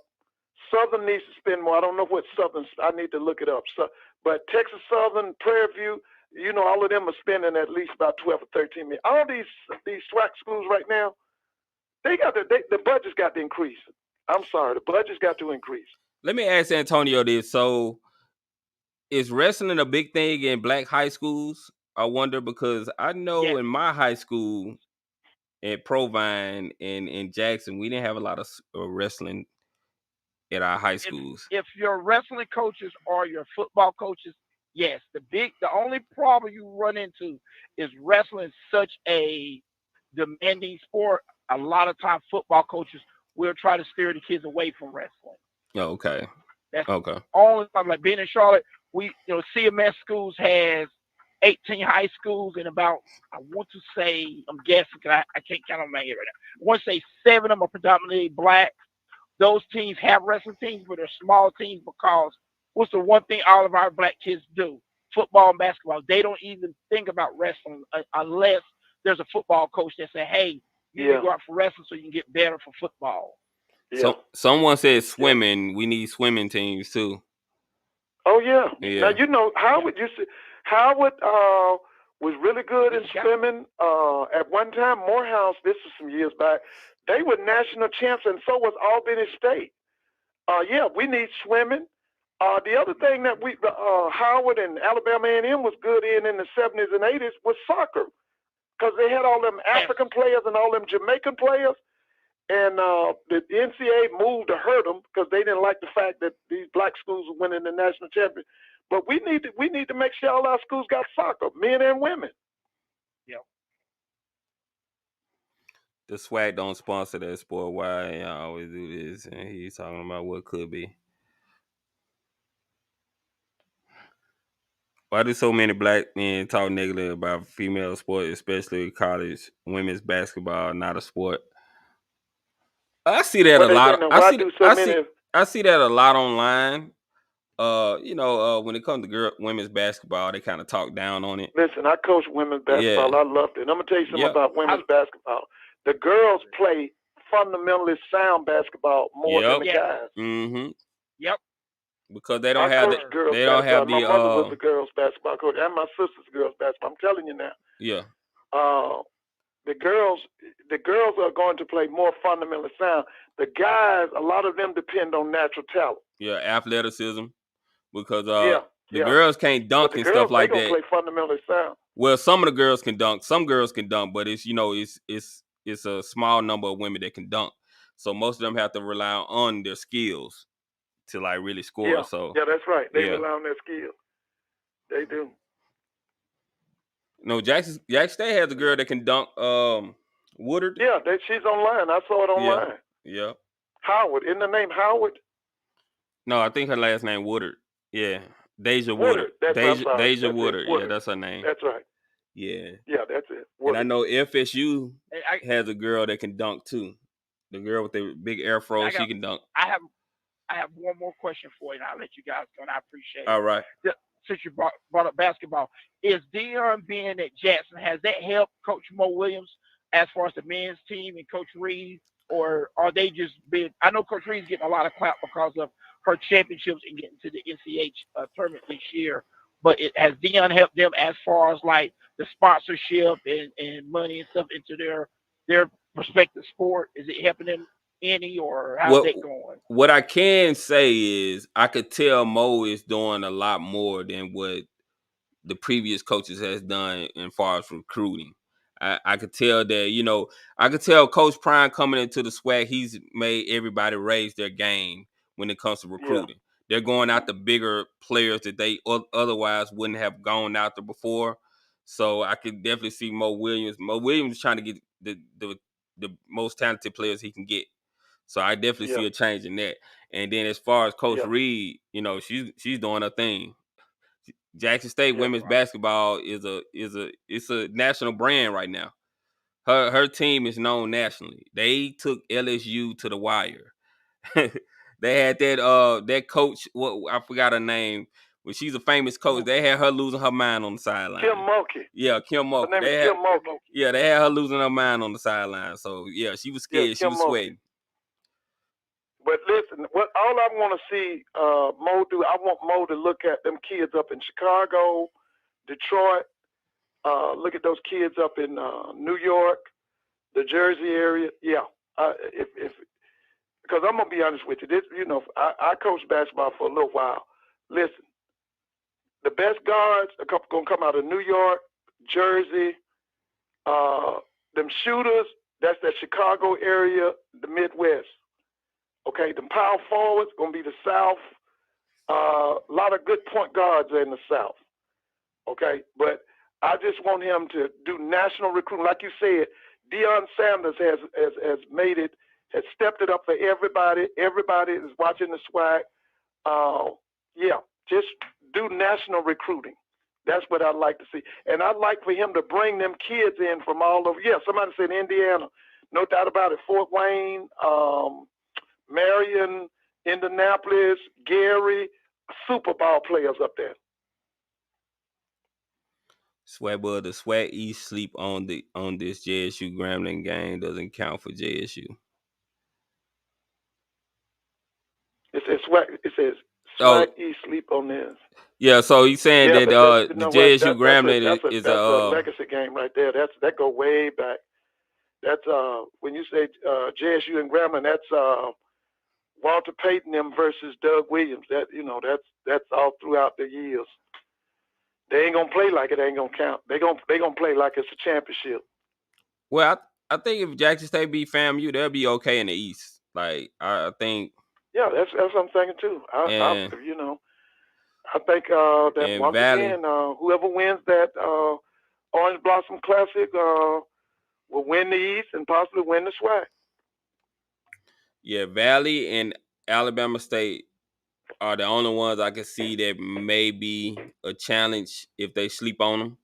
But yeah, I think the East is after that FAMU versus Jackson State game is going to be the greatest amount of pressure in that West is, can that guy Henry Miller produce a championship caliber defense? Because I'm gonna tell you right now, with that Eric Dooley as head the coach and the offense coordinator at Southern, they're gonna average 30 or 40 points a game. You ain't got to worry about that. The thing at Southern is, can this man produce a dominant defense? That's just like I keep telling people about what's going on at Alabama State. You got one of the top kids in the nation coming to your program. He's going to be the face of your program, that quarterback, that Davis kid. Mm-hmm. This guy, Harry Williams, do you know what you're doing? Can you get this kid prepared to win the SWAC? Can you get this kid prepared to play in the NFL? That's going to be the question. See, we're getting all these super athletes in the SWAC. The problem is this. Are the coaches going to step up? Are we going to get good offensive line coaching? Are we going to get good defensive line coaching? We're going to get good linebacker coaching? Are we going to get good special teams play? Are we going to have good wide receivers?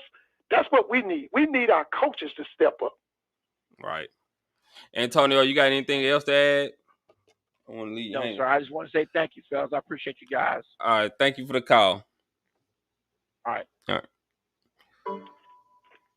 The phone lines are open, y'all. I'll take a few more calls. I don't want to keep Mr. Ford too much longer. After 11 o'clock on the East Coast. So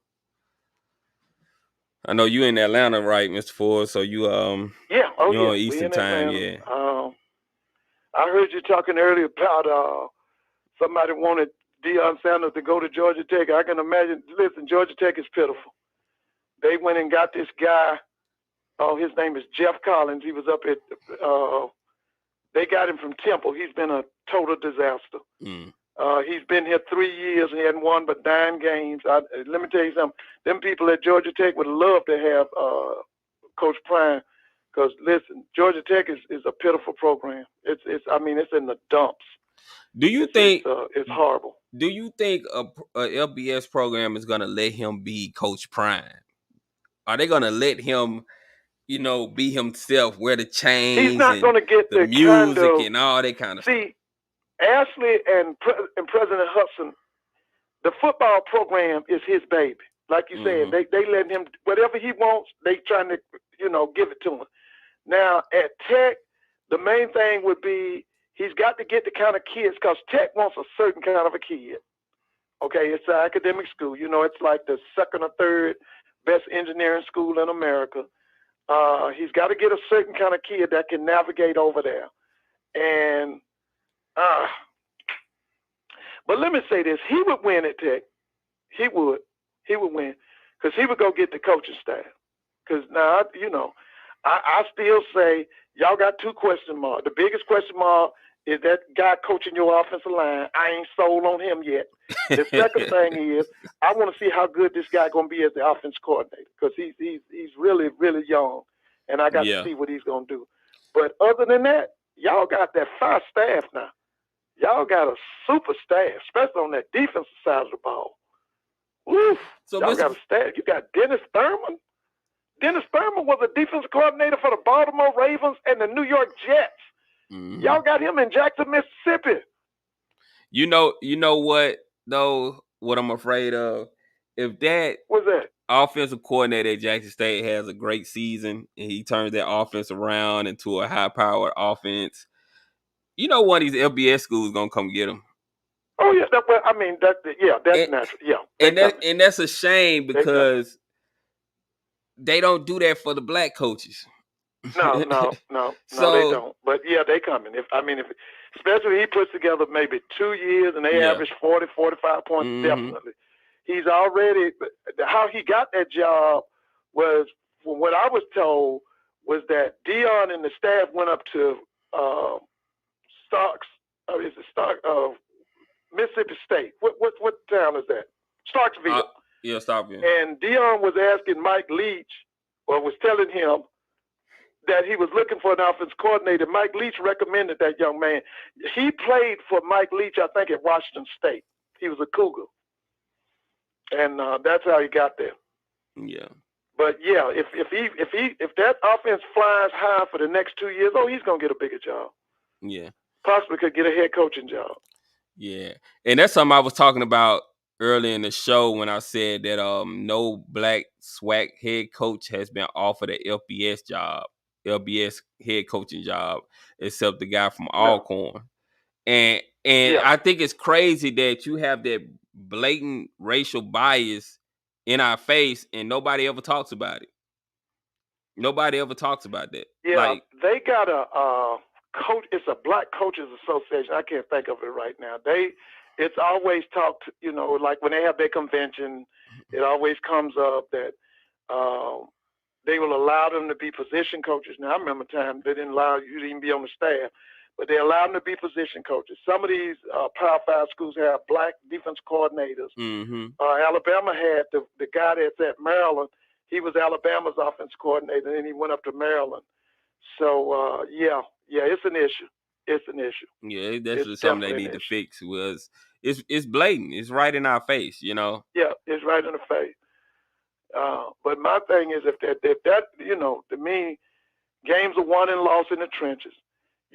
Jackson State's defensive line gonna be good. The number one question mark for me is I want to see that offensive line. Yeah, I want to see that offensive line. We got another call. Let's see who this is. Okay. Hold on, it's for. What's going on, caller? You live? Talk to me. What's up, Sweat Buzz? This is Malachi. Hey, how you doing, Malachi? Doing pretty good. So, just wanted to say thanks for doing the live tonight and stuff. Really appreciate it. But also, to answer your question, no, the Power 5 guys ain't gonna let Coach Prime be himself. They're gonna want him to, tone it down or pretty much regulate him. His how shall I put this? His attitude or how he acts and stuff. They're gonna want to regulate him and stuff, and that ain't gonna sit right with Prime. Yeah. Also, there is gonna be a lot of PWIs coming for Coach Prime stuff because, like you said, they gonna be trying to get him up out of there. Yeah. They want him gone. Yeah, and it's not for football reason. That's the thing that killed me. It's not for football. It's because he can get these big time players to our school. That's all it is. They want him for the cachet, the cachet that he brings. And what happens if you don't win though? But if you don't win, they'll be trying to get rid of him. Oh, without a doubt. Yeah. And the funny thing is, I looked on 247 Sports and all this stuff. I see some of the stuff they say, but most I want people, and I hope of high school football players are listening to your live, listening to what I'm about to say and stuff. But these PWIs don't see y'all as I want them to realize that and stuff. Like I hear the comments they saying and stuff. Just like I literally have heard them say stuff like, "Well, Coach Prime, if he do go there and stuff, he'll just be great as a recruiter." What the hell? Excuse my French. Yeah. That's what they see him as. Come there, make us good, get us the 4 and 5 star players, get your people in here, and then after you done that and stuff, if you don't win and stuff, they just kick you to the curb, and we'll bring somebody else in and make sure they win. Yeah. But that's definitely what they do. Doing that, yeah, it's blatant disrespect. It's right in your face. They use those little code words like saying, "Oh yeah, he'll just be a good recruiter," and you're not respecting him as a coach. Yeah. So I definitely wouldn't want to go in a situation like that. Yeah. Go ahead. Something else I will say, I'm tired of seeing black coaches build championship teams and then they just kick black man to the side and stuff like he is spinnable. We see it in the NFL. Look what happened to Todd Bowles. You gotta be a great coach to motivate grown men to go from 1-4 to 9-8. Come on now. Yeah. And they kick them to the curve. Yeah. Like Tony, you remember Tony Dungy, right? Yes. Man, Tony Dungy. My father was born in 1948, 48 and stuff. Man, my father always talk about how they did Tony Dungy. Yeah. Yeah, they love doing that. But also, I'm gonna leave with this. Nobody is talking about Mississippi Valley having 2 freshman wide receivers that are 6'6". I haven't heard nobody talk about that. Man, let me tell y'all, it's a lot of teams in SWAC with some tall receivers. Like Alabama A&M just got a new guy. He's 6'6". I'm like, come on now. It's gonna be hard. It's gonna be hard. Real? Yeah, they just got a new guy. And Grambling got a stable of 6'4" and 6'5". So, man, it's gonna be a nightmare for these DBs in the SWAC. Like, cause it is and stuff. Cause they ain't going these 5'10" and 5'9" wide receivers no more. They got basketball players now. Also, something else I'm gonna leave with this. Valley, in my opinion, Valley is the team to watch out for. But I'm also gonna say this: Caleb, the running back they got right now is a great running back. But I think that backup that's coming from the same high school that Dalvin Cook, James Cook, and Isaiah Caldwell, or I forgot how to say his name. He went to and stuff. He's gonna be a whole lot better. Yeah, they went to Miami Central. Yep. They went to Miami Central. Yep, that's the school. But that's all I want to say. Oh, that's school. But that's all I want to say. Y'all have a blessed night. I appreciate the call. No problem. All right, Mr. Ford, you want to end off? I know I don't want to keep you too late. Yeah, I just like I said, and like your last caller said it in such a proficient way. We got the players in the SWAC. It's right now. It's about these coaches. We got to have outstanding coaches. We got outstanding athletes. We got outstanding players. We need some outstanding coaching, and not just at one school, but at every school. Every school should be prepared to send a player in the NFL or the CFL or USFL at every position. Right. Okay.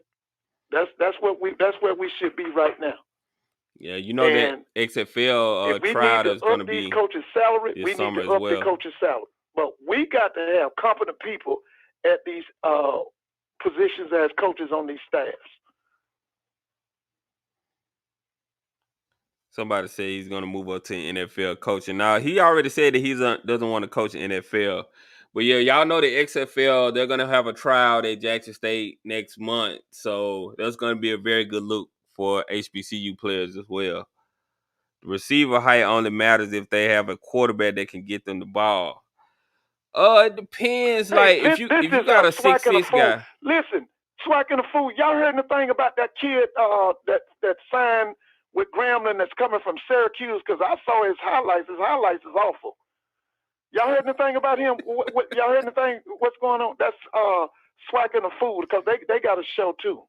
Yeah. Y'all heard anything? SWAC and a fool. Can you hear me? Shout out to SWAC and the fool too. Y'all make sure y'all go subscribe to them as well. They cover SWAC content as well. Good channel. Make sure y'all go like and subscribe to them too. I want to know if they heard anything, because I'm telling you, I saw that kid that signed with Syracuse and then came back to Texas. That kid is electrifying, man. Have you seen him, SWAC? I haven't looked at him. I'm gonna look at him tonight though. Ooh, look that kid up, man. He went to Syracuse first. Then he transferred to maybe one junior college, but he ended up, I think, at Kilgore. Oh, you meant awesome, Mr. Ford, because you said awful, so people thought you were saying that his highlights were bad. No, I mean he awesome, yeah. Yeah, I didn't mean it. But that I saw some film on him. This kid is something else, man. Well, they said this kid running 4.340, and he's a quarterback. We'll see. But to the other question, somebody said about the his tape, I think he's better than Halloween, and Halloween can play. Yeah. Going back to that other question that somebody said about the quarterback, the receiver height not mattering because of the quarterback. If you have a receiver with a big catching radius, you can have a decent quarterback and still be productive at receiver if you can catch the ball. You know, you have a wide catching radius. Those 6'6" guys, those basketball players, if they got good hands, it doesn't matter how good your quarterback can be. Like what's the guy name that played for the Detroit Lions? Calvin. Megatron. Yeah, Megatron. Calvin Johnson. He didn't really. I mean, he had Stafford, but Stafford just throw the ball up to him and he was catching it. It didn't matter. So having a tall receiver like that with Joe a big radius Montana is didn't important. have Jerry Rice and that Taylor kid. I'm thinking, what was Taylor's name? Taylor was from Delaware State. That's who made him a Hall of Famer. He had Jerry Rice and he had that Taylor kid on the other side. Taylor was from Delaware State. That's what made Jerry Rice one of the greatest of all times. He had two of the best wide receivers ever. If you have a DB who understands position, can neutralize a tall receiver. We'll see. We'll see. I just think it's interesting that a lot of these SWAC teams are gonna have very tall receivers. So I think now you know they're saying that both the South Carolina State's wide receivers will be 6'5" and above. See? Because that Shaq guy, I think he's 6'5". And look what he did to Jackson State. Yes, nobody could match up with him. Yeah.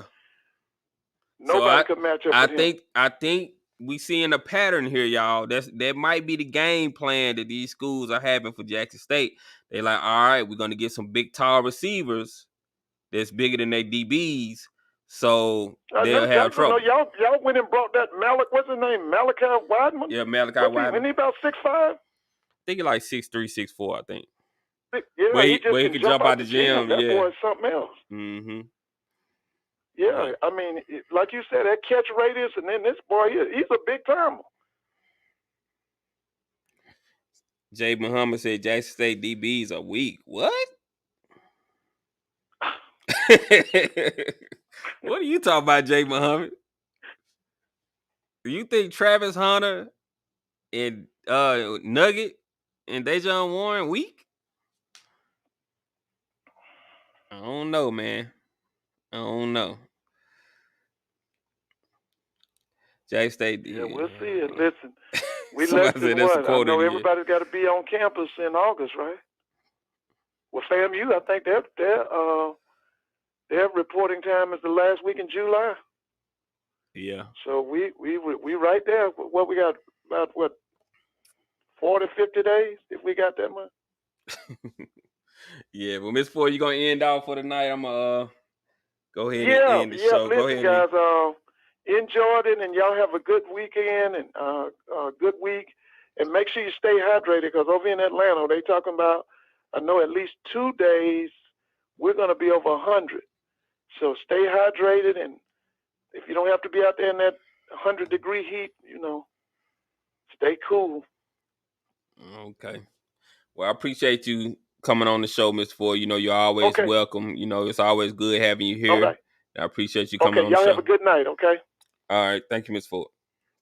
All right. Bye-bye. Yeah, y'all. I know it's late. Y'all stayed up with me. I appreciate y'all, man. Y'all are awesome. Y'all are fabulous, man. We got 200 and something people in here, and it's almost 12 o'clock. It's almost midnight. If you're on Eastern time, it's almost 11 if you're on Central time. But yeah, I appreciate y'all tuning in. I'll be doing more videos this week. And like I said, once the season starts, I'll be going live multiple times a week.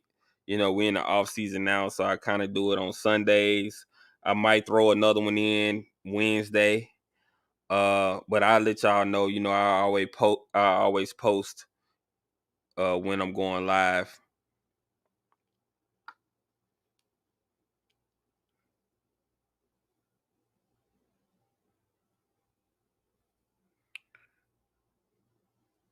Go Hornets. Yes, here in Mobile 2-100. That's why Malachi gave DB so much trouble last year.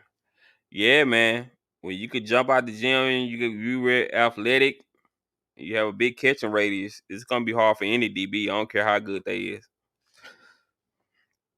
Swag, but good job, enjoy. Secondary is our second best position outside wide receiver. Greg, Travis, Nugget, Shiloh, Cam. Oh yeah, I like Cam, man. Cameron Silverman. He's one of my favorite players on Jackson State team. He's really good. That guy's gonna be a beast. Does Jackson State have a girls golf and soccer team? I'm not totally sure. I'm not totally sure if they have golf. I know they have tennis. I'm not totally sure they have golf. She don't have golf anymore. We had it and won 44 SWAC championships. They need to bring that back then if they win that much. JSU versus Alabama and them would be a dog fight. I can see that happening. We'll see. They're going to try to get Jackson State back for putting 61 on their head last time.